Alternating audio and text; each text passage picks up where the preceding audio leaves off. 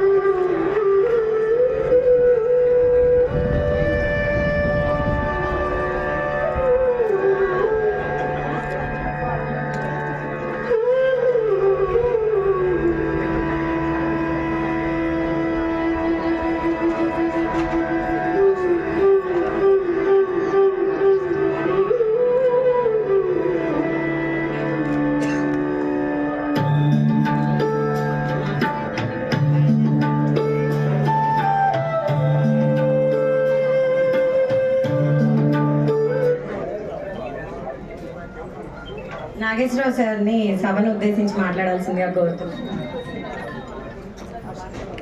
సభకు నమస్కారం అమ్మా. కొంచెం ఈరోజు వాయిస్ బాగాలేదు.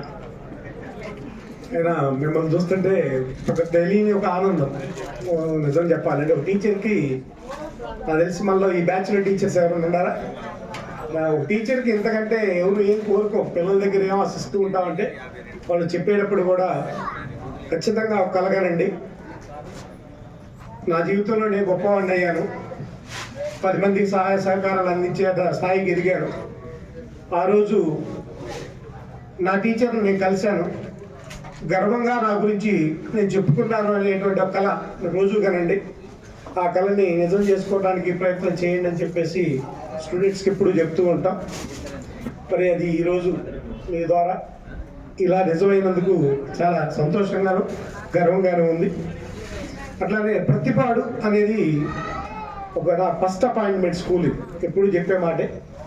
మరి ఇక్కడ ఉన్నటువంటి మెమరీస్ చాలా చాలా స్వీట్ మెమరీస్, ఒకటి కాదు చెప్పుకోవాలని చాలా ఉంటాయి. ఎందుకంటే ఆ కొత్తగా రతయ్య నేను ఇద్దరు ఒకే బండి మీద కలిసి వస్తూ ఉండేవాళ్ళం రోజు కూడా. అట్లానే పెద్దలు రాధాకృష్ణమూర్తి గారు కానీ మరి అట్లా అప్పట్లో ఒక రకమైనటువంటి వాళ్ళ దగ్గర నుంచి కొన్ని అనుభవాలు, మా సీనాన్న దగ్గర, కొత్త సీనాన్న దగ్గర అయితే నేర్చుకున్నది అభివృద్ధి అంటే మన ఒక్కడమే కాదు, కుటుంబం మొత్తాన్ని అభివృద్ధి చేసుకోవడంలోనే మన అభివృద్ధి ఉంది అని చెప్పేసి సీనియర్ దగ్గర నేర్చుకోవడం జరిగింది. అట్లా నా ఏఎస్ఆర్ గారు, మరి ధర్మవరపు సాంబయ్య గారు అని చెప్పేసి అప్పుడు డ్రిల్ మాస్టర్ గారు, ఆయన దగ్గర నుంచి శాప్ని ఎలా ప్రొటెక్ట్ చేసుకోవాలి అనేది ఒక ఇన్సిడెంట్. ఒక పిల్లాన్ని కొట్టాను నేను ఆ రోజు, ఎవరినో గుర్తులేదు కానీ కరెక్ట్గా ఒక పేరెంట్ని తీసుకొచ్చినప్పుడు ఫస్ట్ సాంబయ్య గారి దగ్గరికి వెళ్ళారు. ఆ టాపిక్ సాంబయ్య గారి దగ్గరికి వెళ్తే ఆయన ఏం చెప్పాడు అంటే, అబ్బే ఈయన కొట్టడే జనరల్గానే కొడతా. ఆయన ఏమన్నాడంటే పేరెంట్ తోటి, నాగేశ్వరరావు సార్ ఆయన కొట్టడే అసలు పిల్లల్ని, ఇంటి కొట్టాడంటే ఏదో చేసుంటాడు అన్నాడు. సరే అని చెప్పేసి నేను కూడా వచ్చాను, వస్త్రాలు అడుగుదాలి అన్నాడు. వచ్చాను. అరే ఇప్పుడు నువ్వు చెప్పురా అసలు ఏం చేస్తే ఆయన కొట్టాడని నేను అన్నాడు. అప్పుడు అబ్బాయి నేను పక్కన కొట్టాను సార్, అందుకని నన్ను నేను కొట్టాడు అన్నాడు. అప్పుడు పేరెంట్ తోటి ఏమన్నాడంటే ఆయన పక్కన కొట్టాడంట, కొట్టినప్పుడు కూడా నాగేశ్వరరావు మాస్టర్ నేను కొట్టలేదంటే నేను కొట్టాల్సి వస్తుంది, ముందు అన్నాడు దెబ్బలే అన్నాడు ఒక పేరెంట్. అంటే ఒక స్టాఫ్లో ఐక్యత అనేది ఎలా ప్రొటెక్ట్ చేసుకోవాలి ఒకరికొకళ్ళు. పిల్లలు జనరల్గా కావాలని ఎవరో కొట్టం, ఒక ఏజ్ మెచ్యూరిటీ కూడా నేను జాయిన్ అయినటువంటి కొత్త అది ఏదో ఒక డిసిప్లిన్లో ఖచ్చితంగా ఉండాలి అని చెప్పేసి విధానంలో అలా వెళ్ళిపోయా. అట్లానే మనలో ఏజ్ మెచ్యూరిటీ వచ్చే కొద్దీ కూడా కొట్టడం అనేది జనరల్గా తగ్గుద్ది. మోరల్ వాల్యూస్ తోటి మాటలతోటి వాళ్ళని ఎంకరేజ్ చేసుకోవటం ఎక్కువ అవుతూ ఉంటుంది. ఆ దెబ్బ కొట్టడం అనేది ఆ వయసులో ఉన్నప్పుడు కానీ ఆ తెలియనితనం కానీ ఇంకోటి కానీ ఏదో పిల్లలు బాగుండాలి అనేటువంటి ఒక కోరిక తప్ప వేరే ఏముండదు.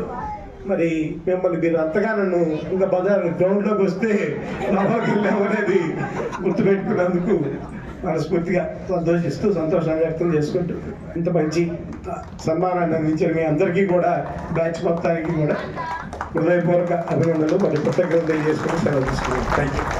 Thank you sir. సార్ ఇంకో విషయం మెన్షన్ చేయాలి. మీ నెంబర్ యాడ్ చేసుకొని సేవ్ చేసుకున్నాను. వాట్సాప్ స్టేటస్లు వస్తున్నాయి. అసలు అవి చూస్తే ఎంత ఇన్స్పిరేషన్గా ఉంటుందో. సార్ ఏదో స్కూల్కి హెచ్ఎంగా చేస్తున్నారు.